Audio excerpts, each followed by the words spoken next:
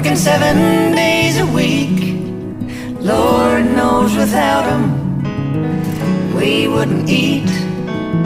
The world's on his shoulders, still proudly he stands. God bless the farmers of this land.